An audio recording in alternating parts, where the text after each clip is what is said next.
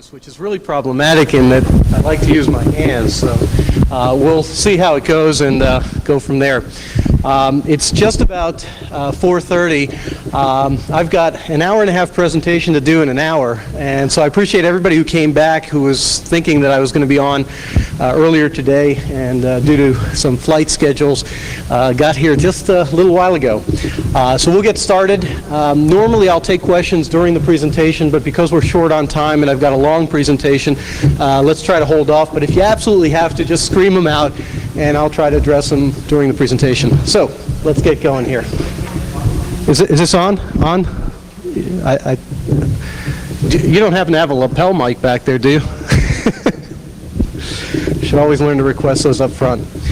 So I've been using this tagline for about a year and a half now, and it's still appropriate. Security is to the internet as. Anybody want to shout out the answer?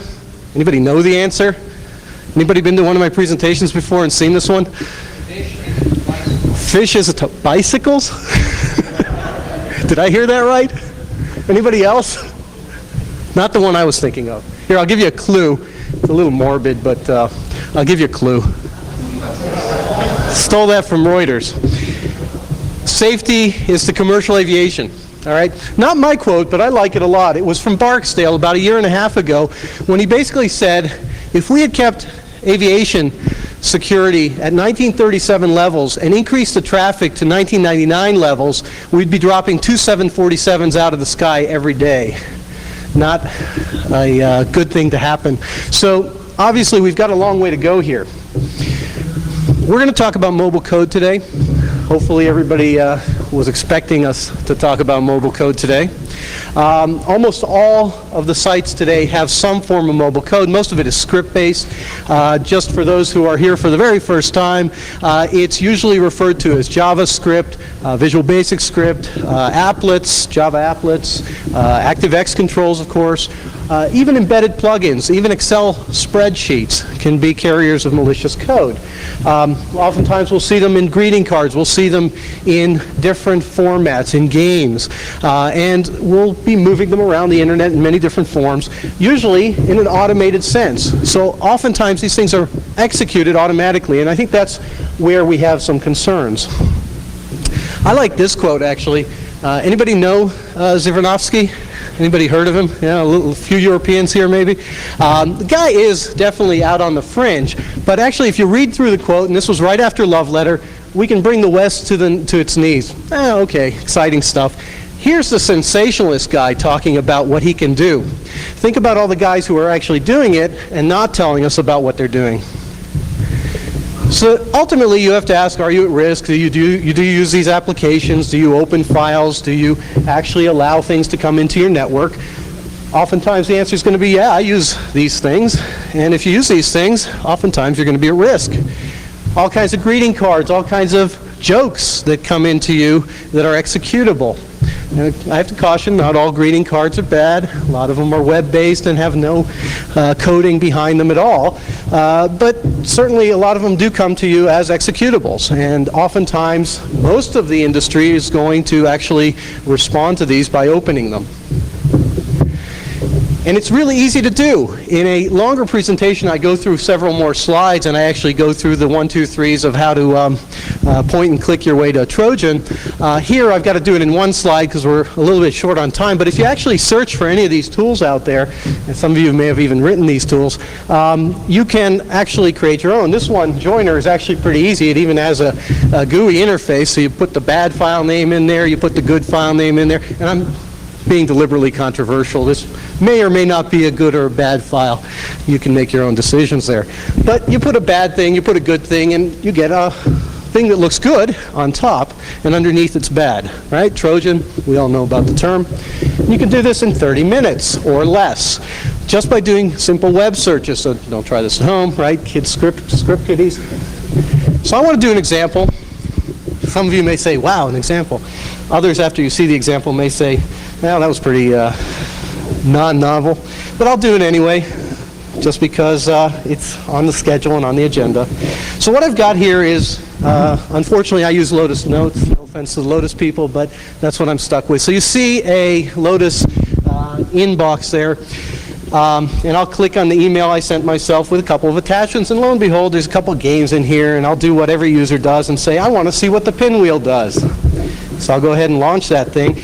And as we sit here and watch the pinwheel spin around and say, wow, that's kind of nifty, we wonder, is there anything else happening? So I'll hit escape, and lo and behold, as you expected, because this is a demo, we actually did some stuff behind the scenes. Let me just reduce some of these screens for a second and move this off to the side. This directory here didn't actually exist before I ran this program. If I view that actually will open the directory contents. I see that there's a couple of doc files in there, an Excel file. Basically, as I was viewing this pinwheel going around and around, this little program went out, searched my directory, looked for some doc files. Certainly could have looked for anything.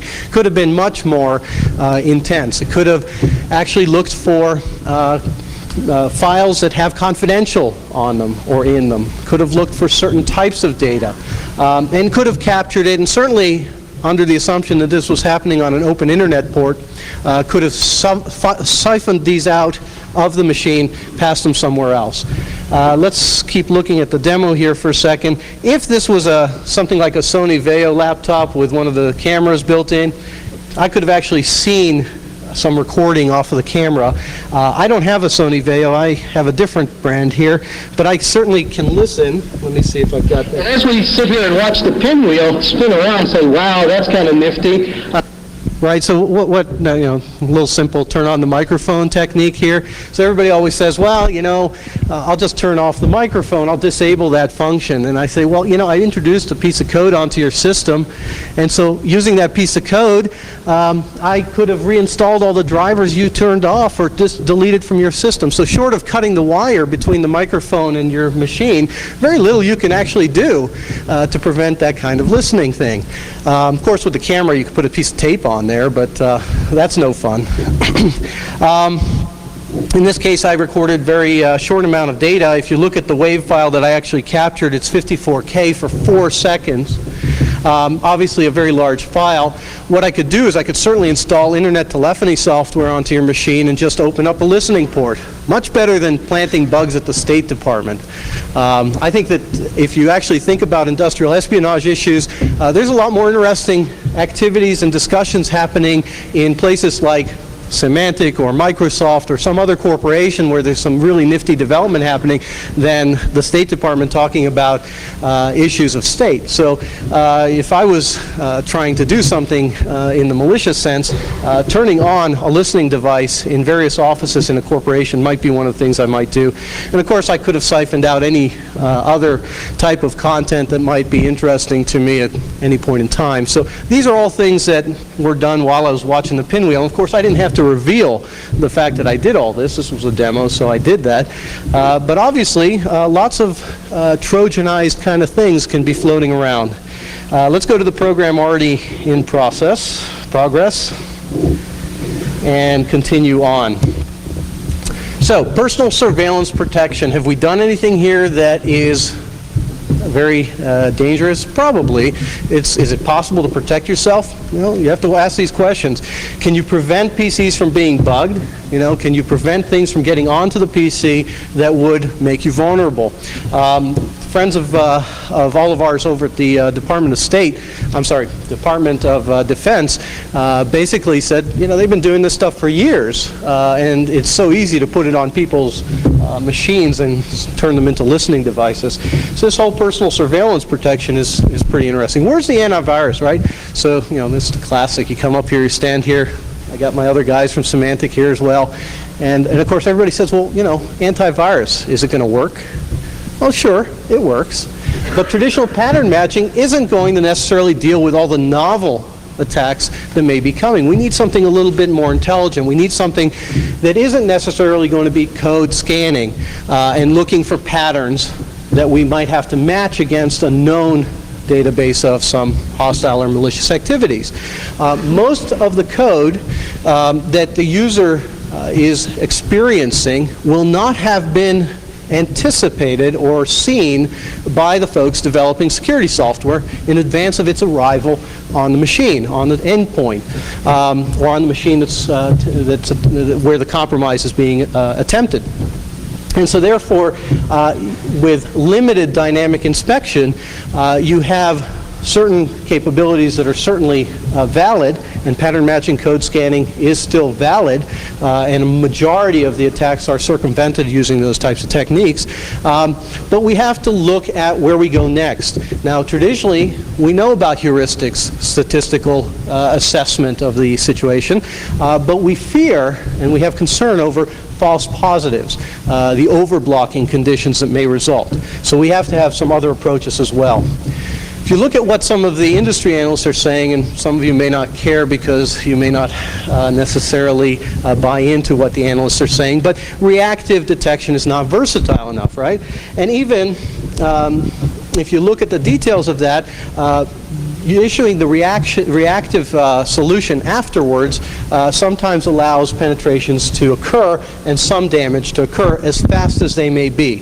So even if you get down to the bottom here where you look at digital immune systems, where it's a closed loop feedback system that allows new information to be shipped over to the antivirus vendor so that definitions can be generated very quickly, this is still traditionally reactive environments. So we have to allow for some next generation ideas to reach out and solve these problems. Even the AV vendors, and I've been using this slide for a while too, but I love this slide because it actually picks on the AV vendors, and I get to pick on myself.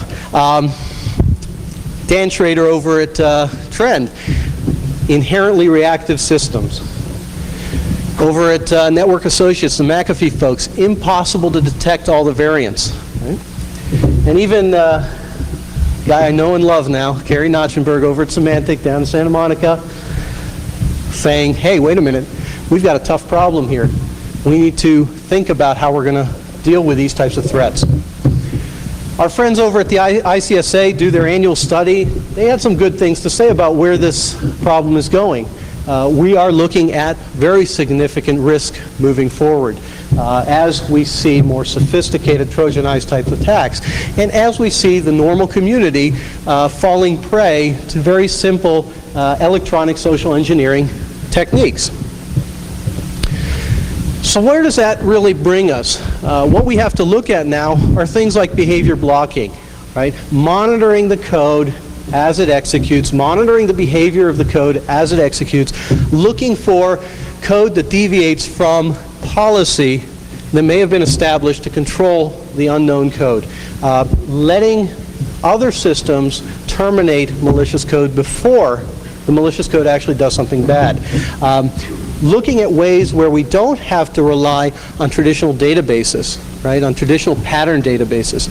Looking at ways where you don't have to update technology, update your pattern database so that you can actually continue to work and feel confident that your systems are in place.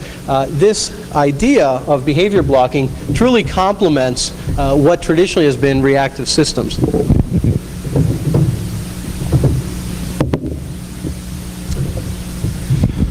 So, if you look at some of the stuff that happened historically, about a year ago I was sitting at DEF CON down the street, and I believe this was during the CDC presentation, and Sir Disick actually went into this discussion of how do you stop these types of attacks. Interestingly enough, there had been some research done on this topic which really paralleled what Sir Disick was talking about, and it really had to do with throwing something down at ring 0 that could trap the calls, can monitor between various application services that are requested and operating system services downstream. You create a wrapper of sorts that forces the application to then run or through this driver in ring 0, and that way you can add your policy around what it is that you're trying to stop. This kind of technology actually works very well, but still has a flaw in that you end up having a significant behavior blocking side effect, which is false positives.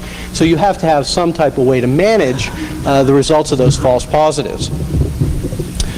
If you look at some of the new research that's happening now, you actually look at specific problems, and you look at the problems of scripts in particular. Right? And so if we look at some of the research coming out of our research center, we're looking at ways to block some of the scripts that have occurred in the last year, year and a half. The love letter type scripts, the Melissa type scripts, and so forth. What you're trying to do is make sure that the services that these external programs are calling, right? It's a collusion, right, between something that comes in and something that already exists. And you have to establish that the links between those two services could be harmful. And so if you're actually looking at the way that the comm services work and the services that the scripts are calling, look at how you respond to those.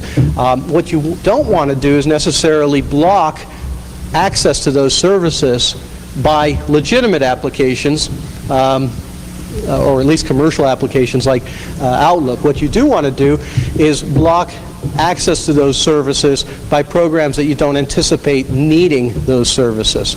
So you can actually do that and reduce this concept of false positives or this overblocking situation. This then solves some of the damaging behavior, some of the dangers from the script-based attacks that take advantage of various comm objects that are already on your system. There's the concept that has been introduced then is called gatekeeper, and I'll refer to it through the rest of the presentation.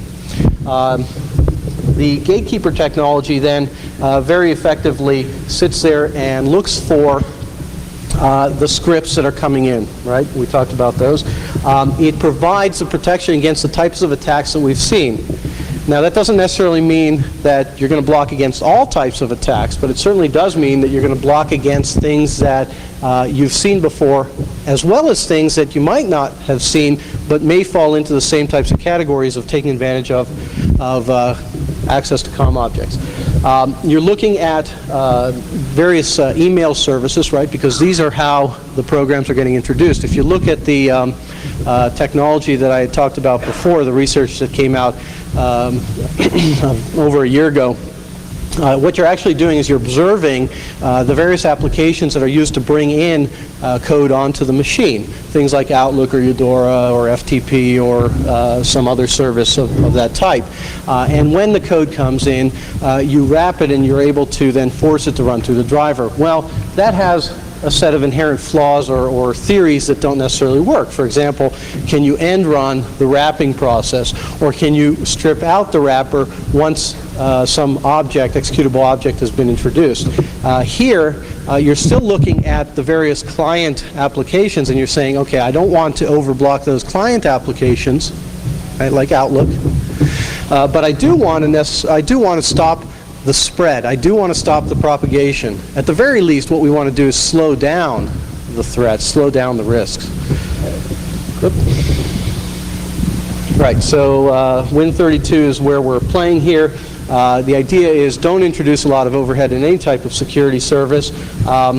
We will have a version that you can play with soon. We are examining open source concepts as well, although I'm not positive we'll be able to support that, but we're certainly looking in that direction. The idea is you can either add it as a complement or a standalone application. So let's go into how it works, because we want to stay technical here about really a research in progress here. The way that scripts works is they actually tend to leverage other services, as we said, that already exist in the operating system environment in Windows. Most of these objects are known, right? You're not actually bringing, or the payload doesn't necessarily introduce new objects of this kind. It's taking advantage of things that have been pre-installed.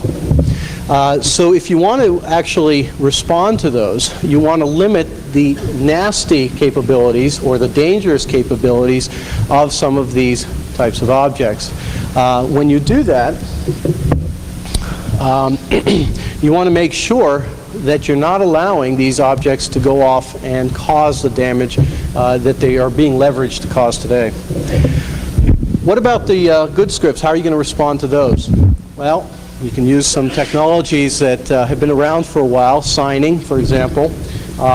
And you can actually take advantage of code signing or script signing to introduce keys that would be recognized and then allow the good code or the corporate code to come in. How do you tell the good guys from the bad guys? You know, that's always a big problem, right? I don't necessarily know that we have an answer to that because it's very hard to do. But if you do add the key concept to all of this on top of the gatekeeper strategy, then you can actually allow people who create good scripts to sign those scripts and then allow those scripts to then be introduced and executed. We'll go into that a little bit further. What I want to do, and I guess I've been rushing in the interest of time, but it looks like we've got plenty of time, is go through some of the mechanics of how this might work. So you have this service, this W script, which is going to then allow the script that's been introduced by, say, Outlook or the web service, the web browser, to access various back-end services. So the source passes through here, gets parsed, the instructions get sent into the script engine to get executed. If you look at what happens then, you have the script engine communicating back over to create, say, files on the file system and to generate objects. Create the object then sends back, I've been created. You then want to execute the services around that object and invoke it. So at that point, the object is running and there's no control over it. If you actually go then to the other mechanism where you have a gatekeeper with the gate key, the gate key intercepts the request and can actually look for its key inside the script, instructs the code engine to then parse and execute. And if the gatekeeper is in place, then you're able to take that information, then parse it and control its execution as it goes through. Right? So at that point, you've got a middleman application that's going to prevent certain services from being executed maliciously. Keep going there. Intercepts the calls, checks to see if there's a valid key. If the keys are valid, the thing will get executed and everybody's happy. If the keys are invalid, as we'll see on the next slide, the calls won't be allowed to take place. So if there's no key here and there's a call that's being monitored by the gatekeeper, right, because you don't want the bad call to go through, then the key will prevent, or the lack of the key will prevent the execution or the invocation of the shell. This is an example of the log here. So you see a number of services that may be available to you.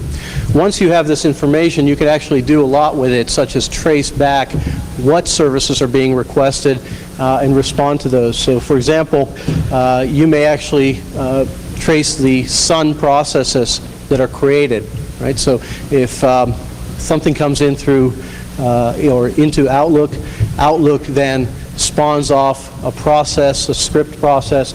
You can see the various services that are called, and then you can respond to some of those services, such as not allowing the file open to occur. Right, the cartoon.exe could be the pinwheel that we generated. So you're saying that essentially objects that Outlook is involved in all the function calls that are being requested. I didn't. Are you saying that we're actually looking at the objects that are being called or the actual function calls that are being requested? We can, here you see the reference to the other objects, the DLLs and services that are being invoked or requested to be invoked, but you can actually look at both.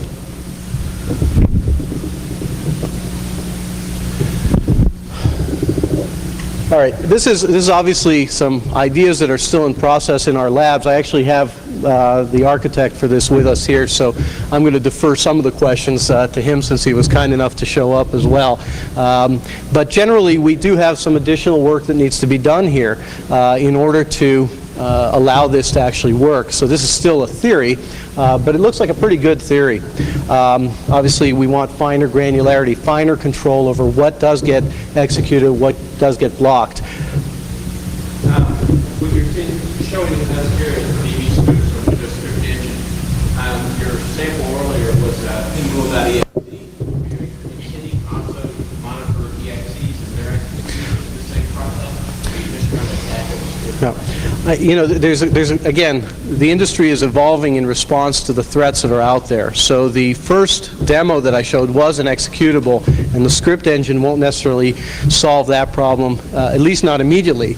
But to the extent that you could actually go back to something like this and start tracking the process calls and the services that are requested of an executable, you could in fact start to respond in that same way. That was actually the other technology that I was referring to from last year, the kernel level drivers that can intercept those types of calls and then respond. But what I then migrated to was the script engine only. So I would say this is a first pass toward getting to where we need to be to respond to things like the pinwheel and still have enough fine-grained control over what does get executed and what doesn't. A lot of it is going back to things like policy management. And the hard part about policy management is that you can't allow policy management to be owned by an end user because most end users won't understand what to do. And in a corporate or a larger scale managed service environment, you have to have the ability to make exceptions. And to make exceptions in a large organization becomes a very difficult problem. So a lot of this does go back to how much control, how much monitoring can we introduce. I believe that I've really come toward close to the end here, so we can, I did run through this a lot faster than I had anticipated. This was just a kind of humorous little slide here, job security forever here. I'll go ahead and field the questions that you have, and we'll see where we go, and maybe keep it more interactive.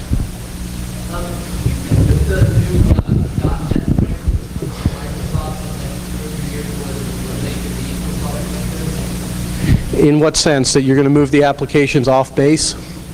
Or? The applications basically are decisions assigned and they work in the operations way where you get the applications provided. That way it will be possible for users, someone to pull an application down. Right. Right. I'm going to answer that through referring back to the Java 2 security models and not necessarily the Microsoft ones, simply because I actually have a better frame of reference from the Java 2 security side. If you look at what happened with Java 2, they provided the ability to assign minute functions within the Java app that was being delivered. So you could actually deliver a Java app that wouldn't need any signature-based approvals up until certain functions were required. Such as if you actually interacted with the application to the point where you needed to create an object on the file system, you would actually be required to approve that certificate that came with that small part of the code. The problem was that most application developers would never in the right mind start to introduce code signing at the functional level, and what would be much easier to do is simply say, here's this thing that I wrote for an Oracle application. I need all service access. And so effectively, while you didn't limit the controls, you would have gone back to the same model of code signing, which is I need all or nothing. So to the extent that you're saying, if I understood you correctly, does code signing solve the problem? I think code signing goes a long way to help. Right? Because then I can simply reject things that are not signed and only accept things that are signed. But to the extent that what's signed is basically given carte blanche access to every service that's on your machine, I don't know that it fully solves the problem.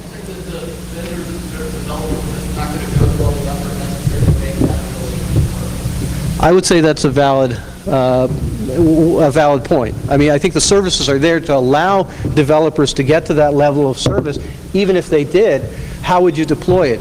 What policies would you use to basically say, those objects signed by that group of people are allowed this level of access or this level of capability down at my machine.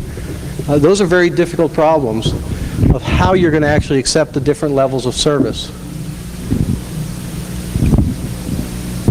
I see still puzzlement, so I guess I think the Microsoft.net program is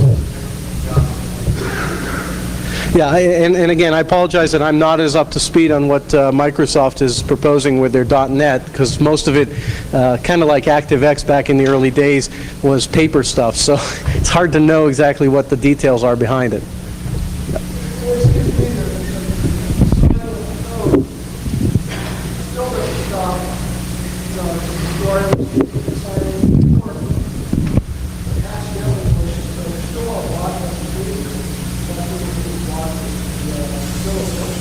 Sure. I mean, it goes to the quality of the code problem, which we're still going to have developers writing code that may have flaws in it. And so to the extent that you can monitor those flaws or the anomalies and the unexpected results, that's a very valid direction to take the security services.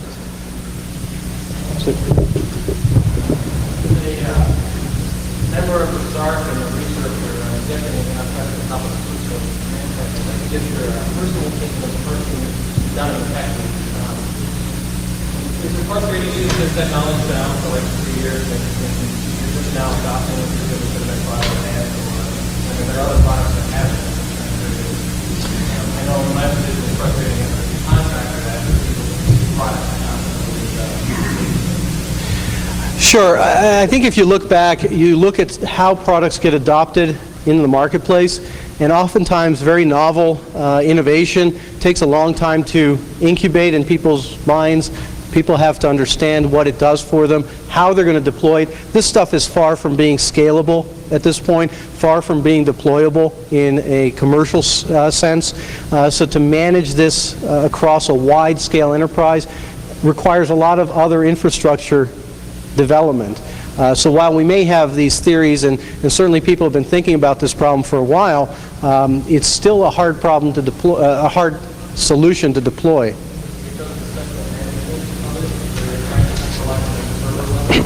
Absolutely, absolutely. That's a key to this whole thing. Is policy management distribution.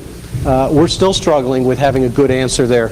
I don't know that anybody today can honestly come forward and say, hey, I've solved policy management distribution, because you know what? The academicians haven't even figured it out yet. Not that they're always on the cutting edge, but they're still struggling with this thing at Cornell. They're struggling with it at Cambridge and other places. And again, even Li Gong's stuff out in Sun was very brilliant, but not necessarily widely deployable.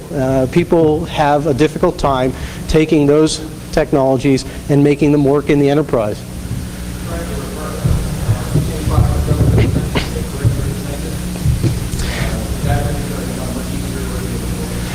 The problem with perimeter defense and code execution, you can certainly do a level of heuristics and try to anticipate what it may do. But because there's so many different platform interdependencies, something that you may think is valid in a heuristic sense out at some gateway point may not necessarily be true when it gets to the endpoint and the environment then has other variables introduced that allow that program to become malicious or to become rogue or to just have defects. So oftentimes moving the problem away from the endpoint or the machine at the tail end of the network is not necessarily the answer. To put it at the perimeter point or network interconnect point may not always work. But that is valid, and I think we'll continue to see services being applied at middle points.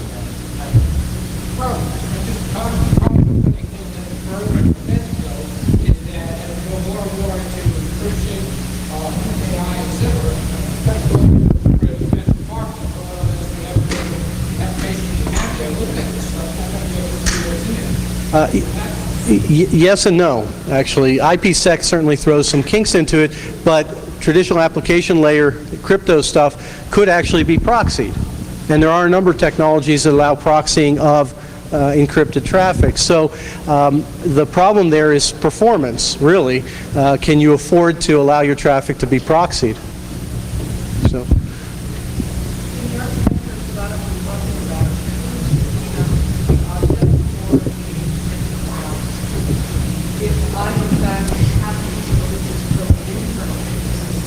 that I send out a Mhm. yes, Right, and that's a valid point regarding the keys. Whenever somebody signs any type of object, the assumption is that that's a trusted source, and only the trusted people have the keys. But to the extent that the trusted person becomes untrusted and still has access to the key, then that code could in fact be malicious, though the system would trust it. Now, you could, in an ideal world, you can have different levels of trust and different level of monitoring for different keys. So in theory, not everything could be done by every key.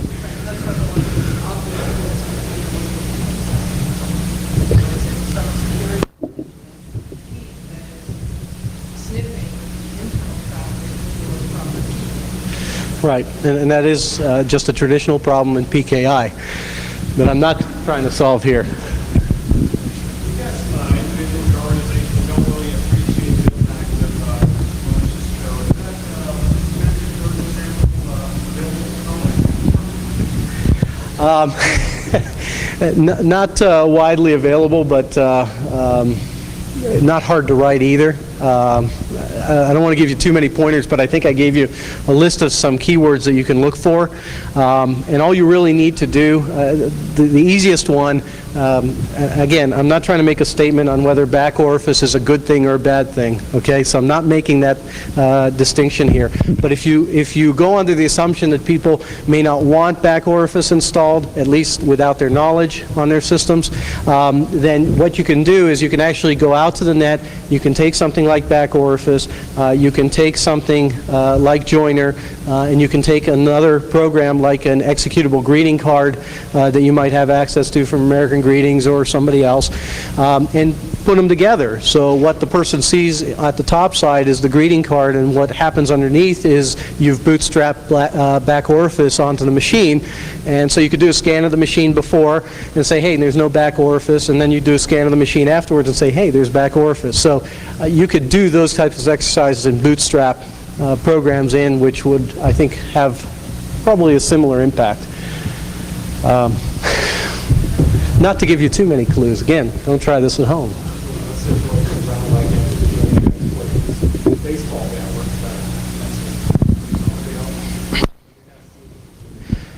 Right. Well, I'll tell you a story that I ran into a while back. I have several people who are non-believers, and they said, well, we have a policy in our corporation, people don't open attachments. And I said, okay, that's novel, I don't believe you. And they said, no, we really have this policy, we terminate people who open attachments. I said, so fine, I'm going to write a little program that all it did was send back the name of the person who executed it back to a server. So it really did very little. It's kind of like hello world on the network. And I gave it to them and I said, you know what, send it out. See who opens it. Send it around your company. See who opens it. And they got a little nervous and they said, no, we don't want to do that. And so I said, okay, you know what, they won't open it because they know it's from you. Maybe that's valid. You're doing a test. They know your name. Here's a little email spoofing program. Put somebody else's name. Put the chairman's name. Put, the person's immediate supervisor's name. Tell them something interesting is inside this object, and see if they open it. And sure enough, when they finally got around to doing this, they realized that their policy of don't open things didn't necessarily hold. So it's tough to believe that people aren't going to execute these things. Other questions? You guys aren't going to ask me. This is a crack team of semantic folks up front came to heckle me, and they're not heckling. All right, yeah. This was due to a number of circumstances. This was not in the book, but I would be happy to make this available, and I'll send it over to Jeff as well to get it posted on the site. One more thing, working with the product that you have out right now, I'm wondering if you have some benign viruses, like on CD, that you might get my hands on. You know, one of the things that happened when I got to this company, I don't want to do product pitches, that's not what we're here to do, but one of the things that actually was a novelty when I got to Symantec, I said, well, so do we actually create viruses? Do we actually, you know, look to generate new viruses so that we can anticipate what the next one was going to be? And the answer was, well, oh no, we don't do that kind of stuff. We don't want to release virus code accidentally or otherwise, so we don't write our viruses. So the answer generally is no, we don't release virus code, benign or otherwise. And so, oh, this was for afterwards? Okay. So generally I would say the answer is no.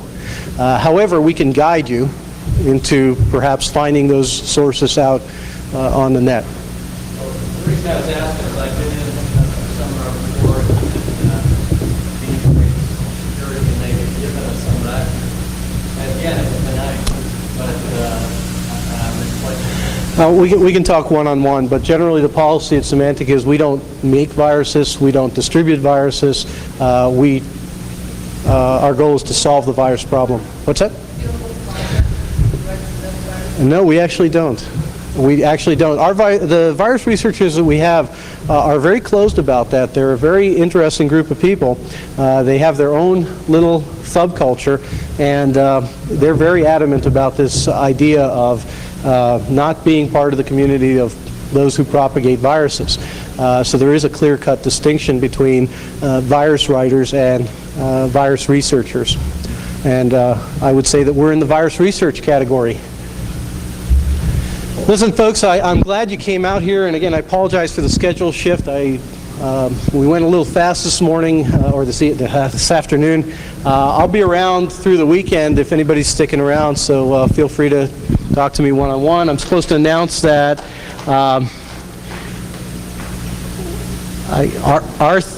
is it Arthur Mooney?